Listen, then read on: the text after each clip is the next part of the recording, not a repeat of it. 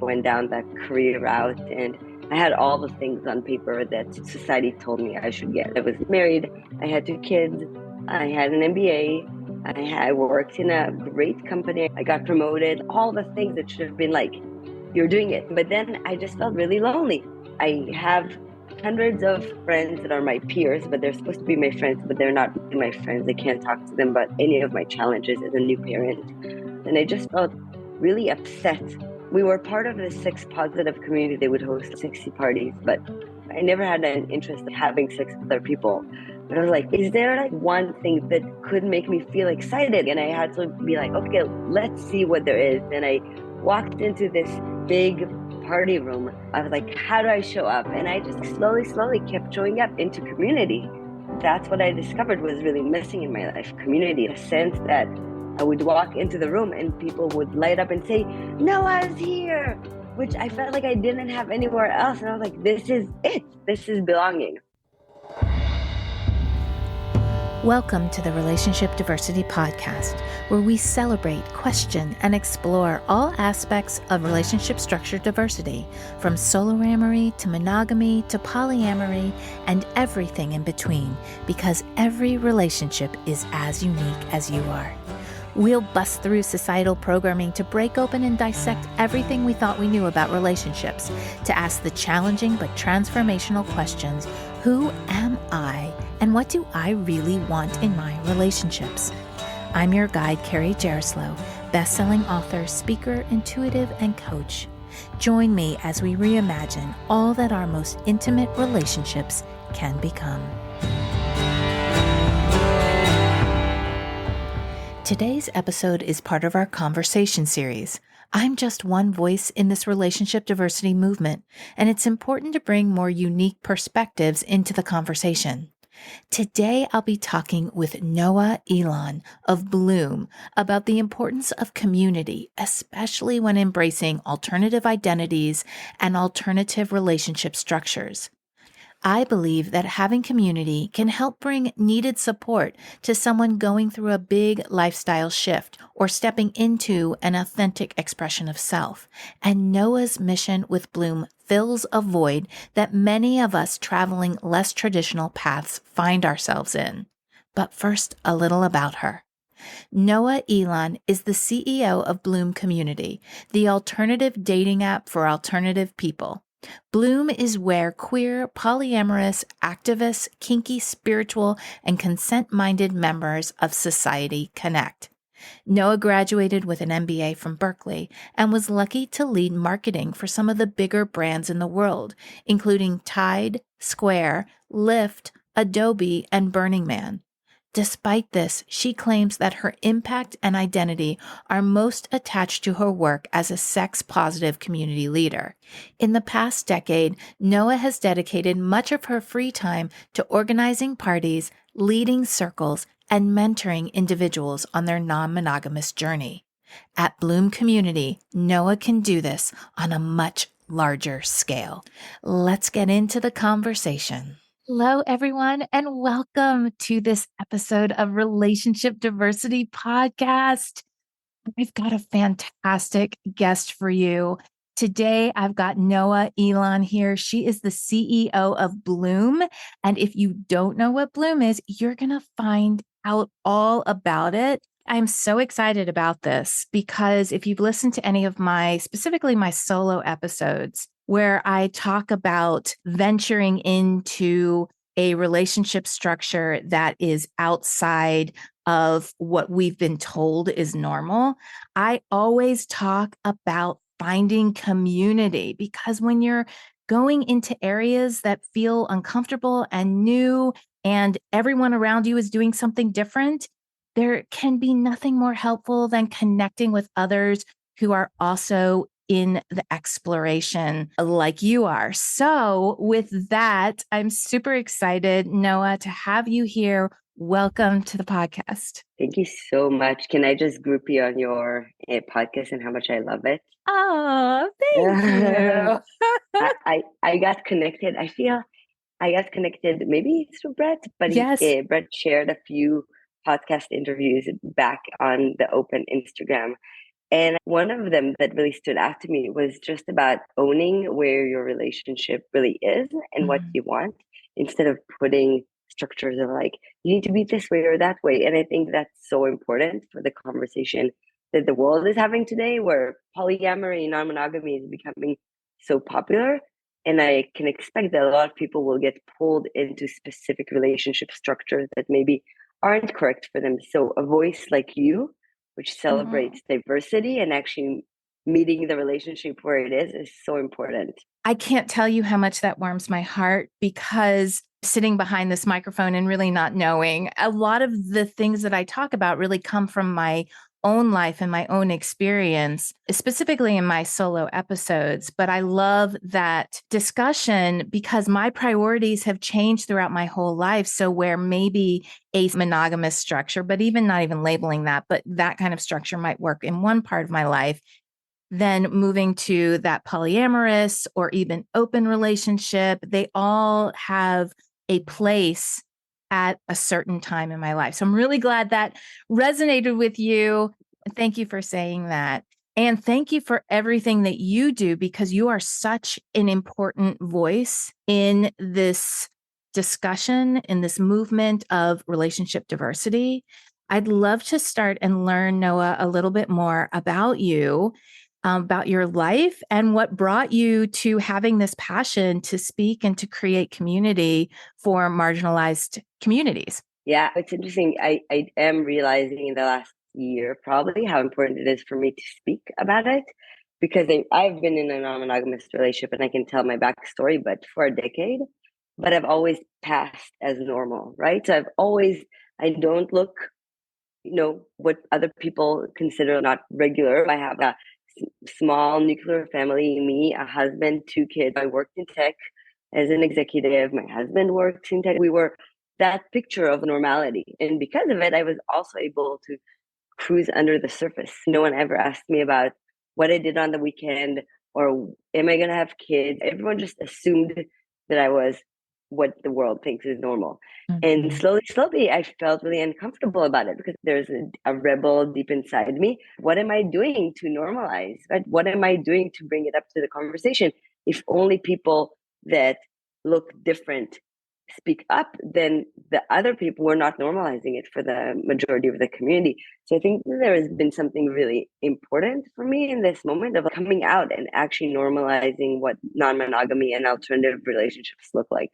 I really resonate with you on that. It was my whole inspiration for this podcast.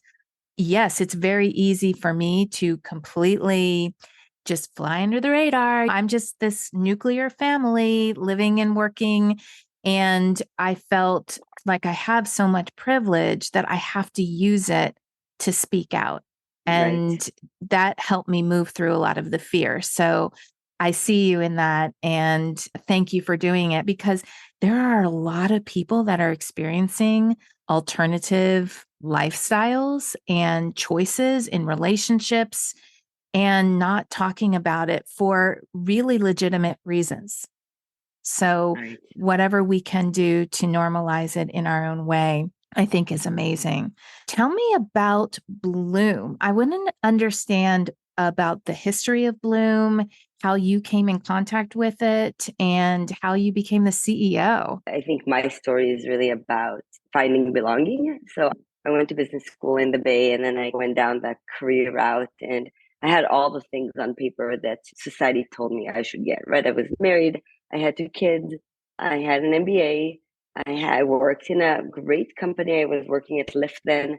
I got promoted, all the things that should have been like, you're doing it smooth sailing into the end. I don't know exactly what they tell you, but then I just felt really lonely. I remember I call it my fall of rage, that I was so upset. I have hundreds of friends that are my peers, but they're supposed to be my friends, but they're not my friends. I can't talk to them about any of my challenges as a new parent. I am surrounded by kids, but they're not giving me the energy that I want. I don't have the relationship connection that I want. And I just felt really upset by, is this it in some way? And My husband then and still now owns a festival called Soul Play, and it's all about connection and embodiment. And he was doing his life's work, and I could see it, and I got really angry by it. I was like, "You should stop the festival and get a job and suffer just like me, and then we can all suffer in this reality." That's what the pain body says, right? Exactly. And as I said it, I was like, I don't think that that's actually true. What I want is there a place that I can imagine that I could be as fulfilled as him and I could do work that I love and I could feel seen by other people? And I couldn't see how, but I knew that it's possible because I saw it. And I decided, okay, I'm just going to go and find it myself. And we were part of the Sex Positive community. They would host sexy parties, but I never really wanted to. I never had an interest in having sex with other people. But I was like, is there like one thing that I would be excited about? Like maybe sharing a really deep conversation with someone or dancing with someone or just even looking really good in the outfit and other people looking at me. Like, what is the lowest threshold that could make me feel excited? And I knew that there was something, and I had to be like, okay, let's see what there is. And I walked into this big party room and I was like, I'm going to make you my people. I was like, how do I show up? And I just slowly kept showing up. I set up the space and then I worked in the tea room and then I organized the snacks and then I helped people with questions and when they came in and I just showed up into community. And that's what I discovered was really missing in my life, community, a sense that I would walk into the room and people would light up and say, Noah's here, which I felt like I didn't have anywhere else. And I was like, this is it. This is belonging. So that was It's just someplace with community, and you yeah, realized, wow, community is the thing that really lights me up. exactly. So I think this was even pre-Bloom, but what's interesting is Bloom, this community specifically, which is called the Bonobo Network. This community was part of Bloom's overall journey because community for people, a lot of people are non-monogamous and actually follow the community route, which is events and workshops. Part of what the magic is community in some way. So I believe that the way to find dates or the way to find other partners or find friends is through community because then you show up and you find people. If I would meet you on a dating app, I would judge you based on external things or my bias towards what I think I'm looking. But if we meet at an event and in community, be like, oh, I saw how you showed up for this other person, or oh, you really helped me when I was really nervous, or oh, I really saw how you listened in this workshop. And we have more points of connection, and the context and the depth is so much more varied and nuanced. And I think that that's what makes people actually connect and find the people that they want to then maybe date or hang out with. I always say that I love deeper communication, connections, conversations. That's what makes me feel alive. And I feel really resonant with you. That is where I would go. I think there are other people that want maybe that sexual connection that would go to play parties, and that's where they really feel alive. Everyone has different ways of connecting. And what I love about the little bit I've looked into Bloom is it has it all for everyone, like how you connect to be finding a community like that. And I remember the times when I was a mother of my kids were really young and I felt so alone. The instant I would connect with another mother and just go on a walk and have a conversation, I could feel the kind of heaviness that was around me lift. Like, oh, there's someone else that even though we're having different experiences, we're able to connect and converse and talk and show support. That is the thing that lifted my mood. And I think that with the community that you're talking about and that you're building is that place where people can come and feel that spark, the Yeah, spark and of connection. right. So I think that the idea of Bloom when it started was if we can get people around a shared meaning, like in real life, whether it's a workshop even on Zoom or a workshop in person or a play party or a munch or a rope jam, if we can get people in a room around a shared topic that they care about, then there's more chance that they'll actually connect and continue the meeting after. So we built a platform that has organizers like you and organizers that actually have parties just post their events.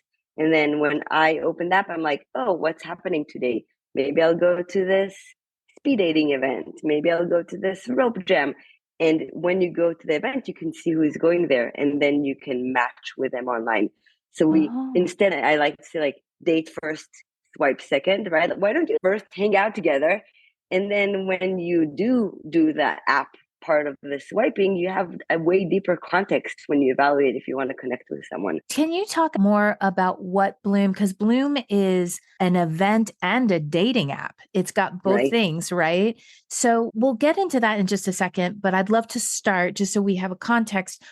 How did Bloom start, and when did it start, and when did you come into the picture? So Luna Ray is the founder of Bloom, and she believed that dating apps were just a terrible experience, right? Because you end up swiping for hours, you maybe connect with a few people, then they ghost you or they send you dick pics, and you actually never meet people. This was during COVID, and she was part of the community that I spoke about, Bonobo Network, that we had sex parties and workshops. And she was like, I meet so many more people there because I share meaningful interactions with them. So she was like, okay, what if we create meaningful interactions for people? And she started by creating group dates in the park. It was 2021, so just as people started getting vaccinated. And she would bring everyone to the park, and they would have ice breaking experience. And then she would be like, okay, go to the app, and if you want, you can match. And then other organizers would come and be like, we want that as well, because the big problem for sex positive organizers is that it's impossible to actually promote your events, because if you have anything that sounds sexual on social media, you get banned. So any of these workshops, like rope workshops, tantra workshops, speed dating, anything that might, someone will say like it feels off, Facebook will ban you. So all these organizers don't have any way even to reach people. So there's people that want more of the world, there's organizers, but there is no one that brings them together. So she created this two-sided marketplace in some way where people can discover events and organizers can discover people. And how did you come into the picture? So I was still working in tech, and it's funny because I was working in tech and continuing to get promoted and being on executive teams. And I worked at Adobe and Lyft and Square and all these big tech companies, and I always felt like I didn't belong. Like I was like, am I doing anything meaningful? Am I actually driving the business? And also, do I care about driving revenue for these companies?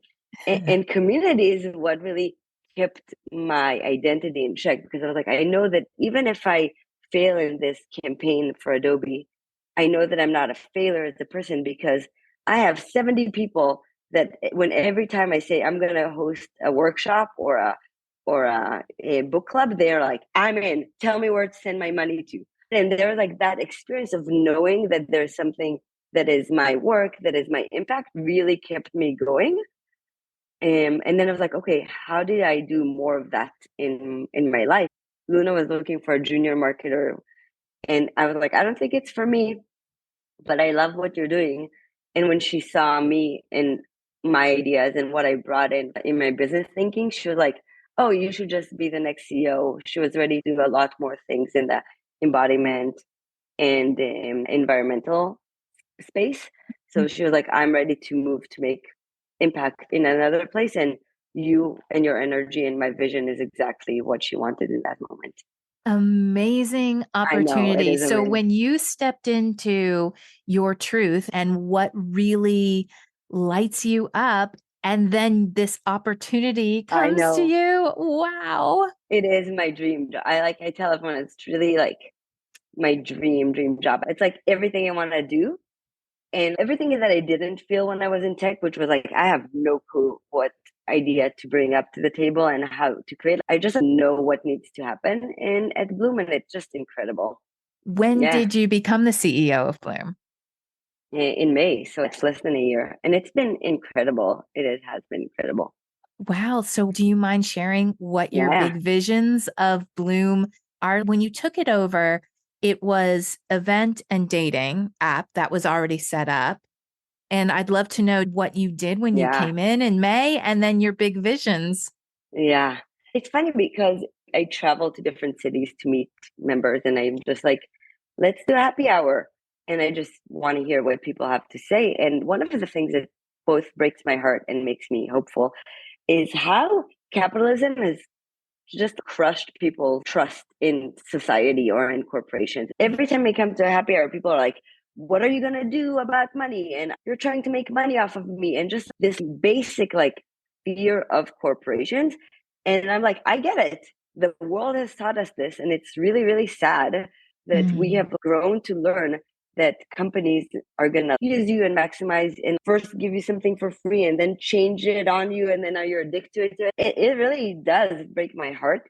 And luckily, I feel so lucky that at Bloom, there is so much opportunity. There's so much abundance. We're talking about abundance. There's so much abundance for value that I just know I can share the strategy. But every time I share it with people, they're like, oh, I'm on board with that. And that's why I feel so lucky that I get to work in a company that I can build and grow everyone in the path. But I'll just say that because I think it's really interesting how when you build community, and I'm sure, I don't know if you have that in your world, but people are really against monetizing community. They're like, you shouldn't make money off of this, or why are you asking for money? And people, even for my organizers, I get all these emails being like, tell your organizers that if they charge $10 for this yoga class instead of 20, more people will come. And I'm like, you can do it for 10 if you want. Yeah, yeah, and yeah. and It's an also, yeah, exchange. It's an exchange for me. I did a lot of healing work in my past, and there was a whole growth of, do I charge? Do I not charge? I don't want to. I'd love to give it away. But at the same time, it's an exchange. And I will say that people are more invested in their own experience if they actually exchange financial, right, that is an exchange, an energetic exchange for what they're getting. But I understand that there is a lot of wounding around capitalism right. and it being taken advantage of.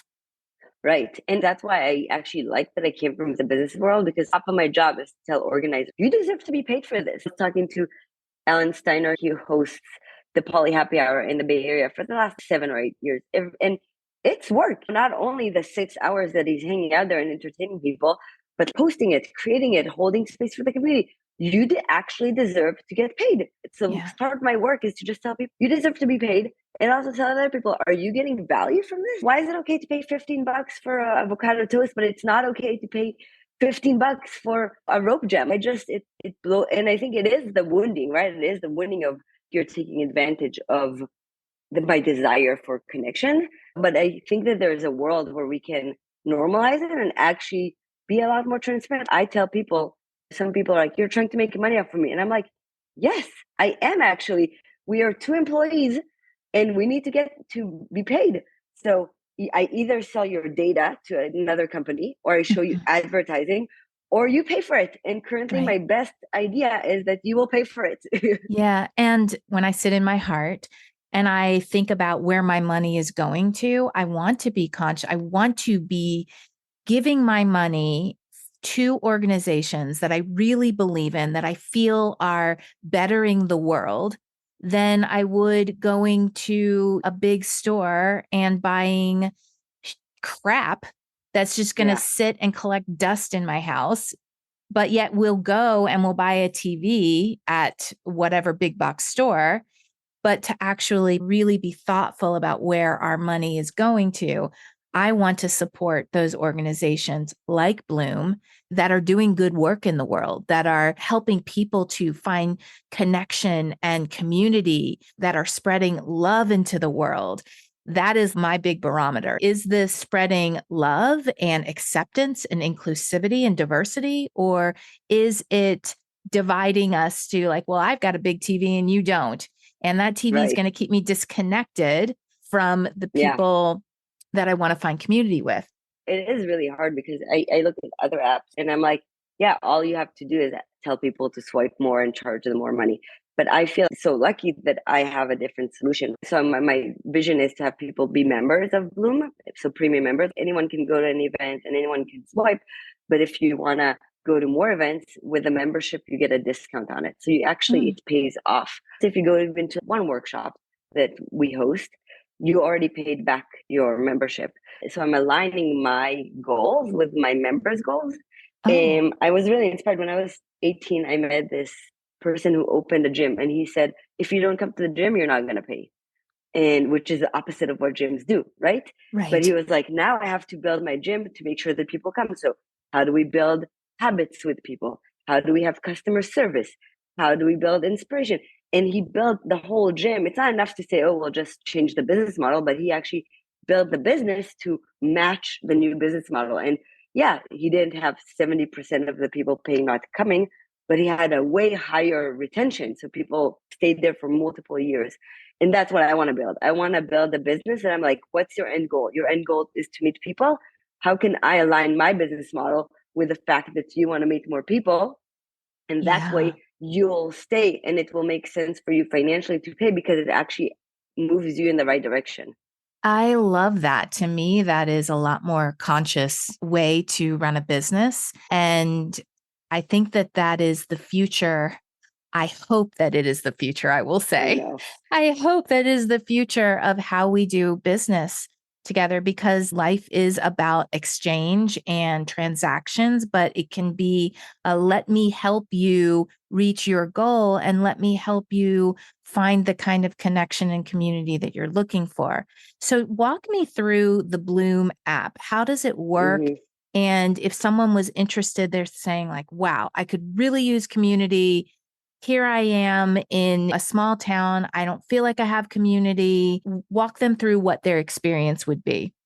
I think I'll start by saying it touches on what you said about being a new parent and Mhm. the experience of just having coffee with someone relaxes your nervous system. So in some way, what I'm trying to build is how do I create the the most amount of touch point that will allow you to feel connected, some kind of basic level. The chances of me helping you find someone that you'll have a hookup or a three-way date is low. That's a pretty big expectation.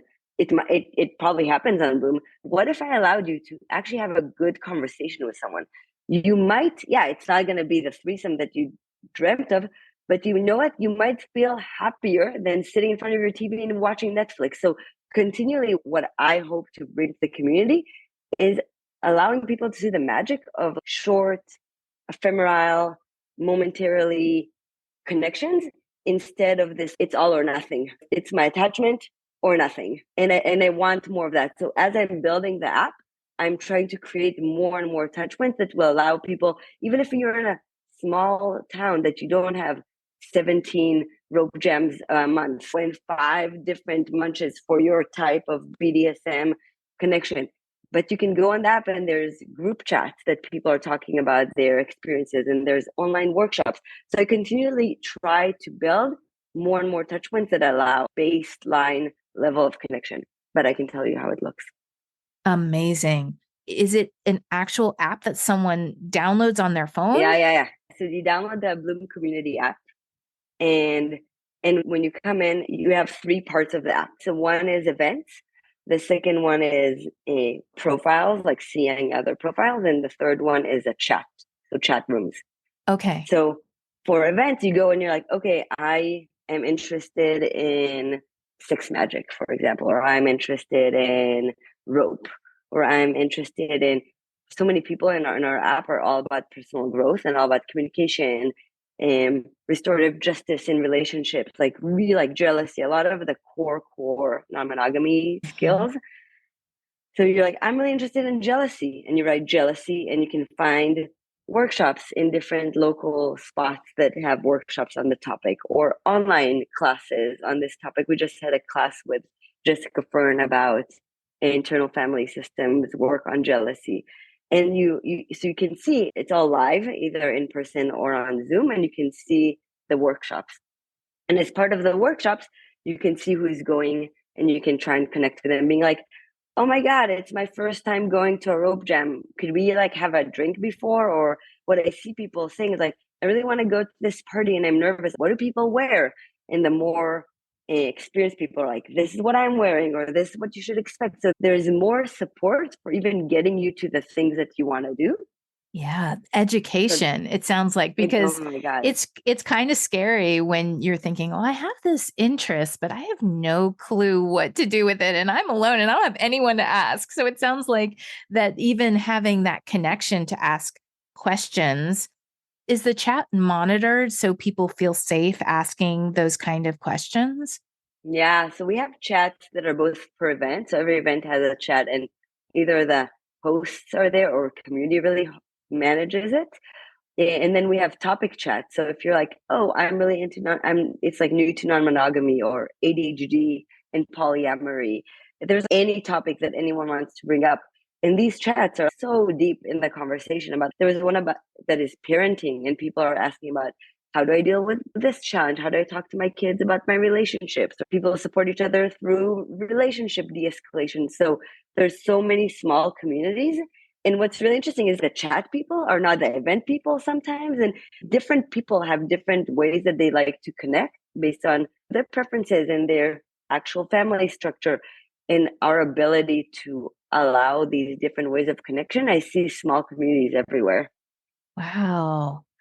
Wow. I guess I didn't realize that chat aspect was a part of Bloom, because definitely when people are starting out, it can be really confusing as to where to find support and community. Yes. So that educational aspect sounds really important. So if people were to sign up with Bloom, it is at first, like, they get a It's level that free. is a free app that they can just sign up and make a profile, or not make a, do they need to make a Mm-hmm. profile in order to chat? You have to make a profile, and then you can decide if you want your profile to be seen as match enabled or Got it. not, right? So you Mm-hmm. can just be there as a participant. But yeah, you can do everything for free. But if you want to go to, and you could go to workshops and everything, but if you're a premium member, which is between $14 and $25 a month, you actually get discounts to events. So Oh. we have about 8 events a month that we host. It's $30 for the Jessica Fern workshop, or $10 if you're a super boomer. Mm. And then if you go to the Bay or New York or San Diego or LA, there's probably about 15 to 25 events a month that you can get $10 or $15 off. So we work with organizers to also offer benefits to super boomers. That's incredible. So again, you're getting something for your Yeah, membership, right? Not yeah, just the and that's where community, but yeah. the magic is. The magic for me is organizers want to offer this benefit because it allows them to offer different prices, and then members want to be members because it actually makes financial sense. And then we also offer anyone who wants can always get. We have a no one turned away for lack of funds. And do you know what no one turned away for lack of funds kind of framework? I understand the idea of it, but I'd love Yeah, for you to explain how it works with Bloom. Yeah. it actually started in Oakland. We discovered by queer communities, and that they were like, oh, we want to host events, and we want to also recognize that not everyone has financial ability to pay. And so a lot of the sex positive and conscious communities offer no one turned away for lack of funds. So you can always email organizers and be like, hey, I want to come, but I don't have money. And they'll be like, yeah, no problem, just come. And I see it pretty much hands down. Almost all of our organizers have that. So as we started and we're offering the super boomer, I was like, yeah, it's great that you can get discounts, but some people can't even pay the $20 a month membership. So if you go to our website and you do bloomcommunity.com/no one turned away for like a fund, there's actually a button that you just click it and you get a free membership for yourself. And then you can Wow. get the discounted tickets. Wow. That is incredible. There's been times in my life where I've needed something like that. And then there are times in my life where I've been able to actually help fund those. And so I think that what you're doing is you're saying that if you really want community, we will figure out a way for you to be a part of this community, which is Yeah. really beautiful. Really There's so beautiful. much there's so much connection available. You don't have to sit for hours and swipe on 300 pictures to get one match. There's hundreds of people out there waiting to meet you, hundreds. And it's funny because now I'm going to talk in binary genders, and obviously there's no binary genders, but when we look at gender, how people represent themselves in their genders, we see women go to the most amount of events, then non-binary people, and then male identifying people. And it's funny to see, so male identifying go half of the time than women identifying. And what's interesting is when you talk to people in the dating scene, the male identifying people are usually the one complaining, like, where do you find all the women? I don't understand. Right. And I'm like, they're all out there hanging out. It's just fascinating to be in this world. I think that there are a lot of excuses that come up for reasons to not put yourself out there. And because it is an aspect of putting yourself out there to take the risk to show up in a way Yeah. that you can connect with others and that others can connect with you. And one of the things that I was thinking was I consider myself an introvert. I Yeah. feel COVID to me was actually a really great time because I could stay in my own little world. And I learned through challenging times that that was where I was able to ground and kind of tune into myself. And it made me more introverted and less extroverted. So, just for Mhm. those introverts out there who are saying, I'm introverted too, and I'm really scared to go Yes. out and reach out and find community, what kind of advice or inspiration could you give those introverts out there? Yeah. Well, first I can give empathy. It is really hard, I think, to be an introverted in today's world where things are moving so fast. Mhm. And being an extrovert plays to so many of the societal structures right now. So I do think it's really hard. I really recommend. So there's someone called The Vibe with Kai on Instagram, a Kairos, I forgot their last name, but they talk about ADHD and now they start talking about being an introvert. And I love following people who are famous in some way and introverted because I think that they normalize how painful it is. This actually is a lot of pain to be out there. And I think it allows just people to be like, okay, yeah, I feel seen in it. So I would say like, yeah, just follow people that are out and introvert and be able to get insight on how they resource themselves. And then community is so special because I think about my friends that are introverts. And even if you go to like a sexy party, they're the ones doing the emotional support and they sit in the Mm. other room, or they're the ones that do the snack bar. So how do you create moments that are just the right amount of exposure for you and still those show up in the way that is comfortable for you to make those connections? I love that because I think that what you're saying is know yourself to know how you want to connect.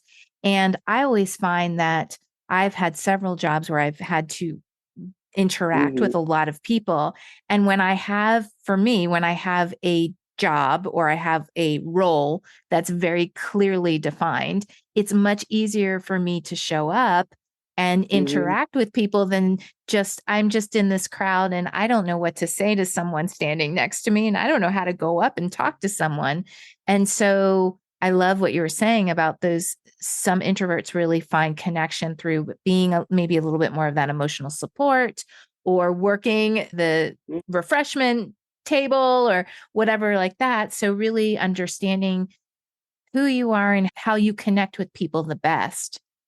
And then also maybe a little bit of a push, even finding Yeah. like a buddy that you can maybe Yes. connect with that can help push you a little bit because I know that as an introvert, still, if I push myself to just reach out and ask a question, like that's how I have helped myself get out there a little bit more is I go and ask people questions about themselves just in a real authentic interest of learning more about the other person. It's a little bit easier for me to connect. It's easier for me to ask and listen and support than to talk about myself. That's my own wounding that I'm Yeah. working on. But finding these little ways to connect in the way that feels comfortable, maybe a little bit uncomfortable, and really just keep showing up. And it sounds like with Bloom, there are so many different ways you can connect one on one. You can connect through a group. You can connect at a live event,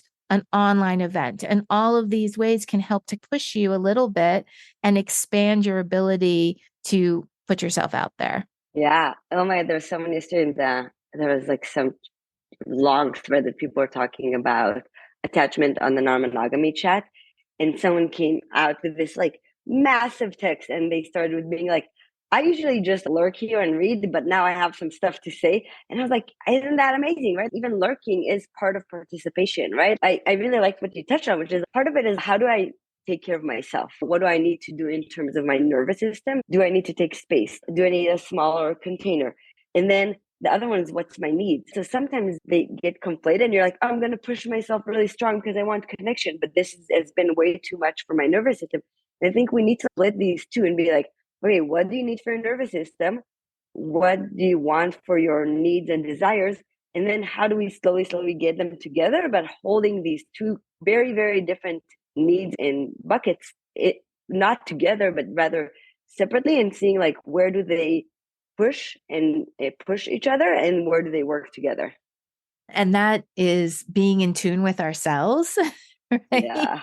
I went to this amazing get together for non-monogamous folks, which was amazing. And it was just so refreshing to be in a community where I could connect with people and just really be who I am. And I went with one of my partners, and it was just super easy to be there together. So we had each other, but we were also engaging. And at the end of that, I knew, okay, I need a day totally by myself. And I was just talking with someone about the play parties. We just did an episode on play parties, and she talked about it as aftercare. And a lot of people do in this community talk about it as aftercare. And my aftercare is I just want to shut everything out and take a couple days to breathe and process and say, what just happened? There's a high. So there's a rush of excitement and connection, but then there's the come down, and then there's like what just happened, and then a recalibration of who I am now after that experience, as opposed to who I was before that experience. And these are Totally. beautiful experiences that expand me and help me evolve and grow and become more in tune with maybe my truth or who I think I am, who I am feeling in this moment. And so they're amazing experiences, these community events that are also scary, but exciting. There's all the emotions that are involved in it. Yeah. Well, one of my metamors, Misha Bonaventura, she's an amazing sex educator and she is a leader of a community, and she's an introvert. And every time when we come out of a big weekend adventure or a party, I'm an extrovert. So I'm like, okay, what's next? Let's go to Mexico next time. Let's do this. And she's like, I cannot think about it. I can't talk about anything new for about a week because I'm still overwhelmed by the experience. So she always tells me there's people that are, she calls it past looker, like looking at the past. And there's people that are future lookers, and people that like are future lookers. They like to make more plans. They get energy from making. And the past lookers like to reflect on the past and actually process it.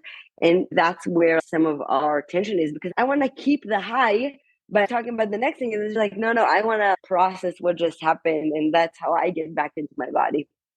Well, it's amazing to have that reflection because you're learning how other people are, and then maybe bringing parts of each other into each other's experience, right? Yeah. And I'm so glad you brought up Metamors, because I know you have something very specific for Metamor Day, which is February 28th. Yeah. And so metamorph is the lover of your lovers. And I was just talking to my friend who's actually, she's my metamorph as well, but she's the expert in metamorphs. And she was talking about how your metamorph is even your partner's business partner. So Mm. if I am dating Romy and he has a partner, a business partner, in some way they're my metamorph as well. I can't bitch about my partner without that impacting their relationship. So anyone who is in close, you have a hinge between you. And I think metamors are such a special relationship because they could be really difficult. They can bring up jealousy. They can be really special because you meet another person, and they're also like very, very delicate. So Romy, who's my partner, he has another primary partner. And I love Mira and she's incredible, but I can't really tell her about everything that hurts me so much about Romy because I don't want to ruin their relationship. In the same way, she can't tell me, like, oh my God, maybe we'll get married or whatever it is, because that will hurt. So there's this care and specialness around metamors that I really want to celebrate. So as part of Bloom, it's Metamor Day on February 28th. and we want to allow people to celebrate it. So I just came back from Oakland, and we brought metamors together to sit on a sofa and ask each other vulnerable questions, and we're gonna release that. But we're also selling postcards for Metamor Day. So these really beautiful postcards, hand designs that have cute animation saying like, "Oh, you hate that about them too," or "I'm so grateful for our connection." So we have these cute cards, and we're selling about 5 cards for $18. And I'll give you a promo code for your community, but we're donating all the money for non-monogamy advocacy. And so we're trying to bring awareness to metamor relationships and creating more opportunities to connect, but then also raise money for people who are doing amazing work on making non-monogamy more accepted. I happen to be really grateful for my metamor. I've got a wonderful metamor who is super supportive of my relationship with my husband. And I feel very grateful because I know that there are people that don't always have that kind of relationship with their metamors. And it creates more tension in the experience than there already is tension in the experience as we break down all of these really stale old beliefs about relationships that we've been fed, because that is really necessary when you start traveling this path into alternative relationships. And so the relationship with your metamor can be a very delicate relationship. Did you guys develop Metamor Day? Is that you're like February No, 28th is going to be Metamor Day? Where did that come from? I think it's like the something coalition for new relationship. There's like the NC. I'm gonna have to look it up, but there's like a nonprofit that did it like 4 years ago, I think. And Okay. this is what I love about my role at Bloom. I can have the actual like I have some money, and I have channels that reach several tens of thousands of people. I can use it to actually advance these topics that Yeah. I care about, and I just feel so lucky to be able to use my privilege and my power to do it. So I'm curious if your kids and your metamor have a relationship. They do. They know each other. We live farther away than I would like. So we're about an hour and a half away. So that gets in the way of us Mm-hmm. having more of a relationship with my other partner and my metamor and the kids. But we have hung out. We went to a Neil deGrasse Tyson show, which was really fun. And we all went out to dinner and everything. And they know all about our other partners. And I just wish we all lived closer, that we could have more connection amongst us. Do your partner know your partner's partner? Do the metamors know each other? Uh-huh. Yeah. Yeah. My Yeah. friend calls it they're telemores. Is Telemores. that what it It's like is? Telemore? that's what my friend Anna, who's the designer of all of these cards, she has like telemores, which is like extended family of your metamors, and then she has megamores when you start having sexual relationships with your metamors. There's like multiple, and Oh, permamores, which what's is that like one? permamores. Like it's like your relationship has continued beyond the relationship of the main partner. So if your metamor and your husband are no longer romantic and you still have a very strong connection to her, then you're Oh. permamors. Yeah. Oh, well, I know that happens actually for many people. They Yeah. start to develop these really strong bonds with their metamors, and then maybe their partner breaks up with that person. But it's like, but I don't want to stop my relationship with my metamor. I really, really love that person. So it is a special relationship. And I love this acknowledgement of metamors. I think that they deserve this acknowledgement. So Metamor Day is February 28th. And if you are out there listening and you want to acknowledge and send love to your metamor, I will have the link to these postcards in the show notes so that you can order them. And even if you're hearing this at a later date, hopefully the postcards will still be available, or maybe you can get them for Yes. the following year. Yep. 100%. I'm also going to have the link to download the Bloom app right in the show notes to make it super easy for you to find your community, because I will tell you, through all the different lifetimes that I've lived in my almost 54 years, community has really been the answer to my struggles. It has been the thing that has pushed me through, that has kept me on track, that has kept my visions alive. Anytime, whether it is my personal life or business or parenthood, when I find community, I feel alive, I feel motivated, and I feel supported. So thank you so much, Noa, for the work that you're doing. Please, everyone, go and support Bloom and support Noa and the mission that she has and the bigger mission that will help normalize diverse relationships. Because I have to tell y'all, this is where it is going. This is where the future of modern relationships is going, to diversity. And so I hope you'll join us. Thank you so much for pushing this and making the world more open, more self-expressed, less shame-inducing. Well, it takes a village. It takes us all together to do this. And I'm really grateful to be connected with you. Thanks so much for listening to the Relationship Diversity Podcast. Want to learn more about relationship diversity? I've got a free guide I'd love to send you. Go to www.relationshipdiversitypodcast.com to get yours sent right to you. If you liked what you heard, please subscribe to the podcast. You being here and participating in the conversation about relationship diversity is what helps us create a space of inclusivity and acceptance together. The more comfortable and normal it is to acknowledge the vast and varied relating we all do, the faster we'll shift to a paradigm of conscious, intentional, and diverse relationships. New episodes are released every Thursday. Stay connected with me through my YouTube channel, where I'll give you even more free resources and information all about relationship diversity. I'm super excited to go deeper into YouTube because I'll be able to connect and have conversations directly with you. You'll find the link in the show notes. Stay curious. Every relationship is as unique as you are.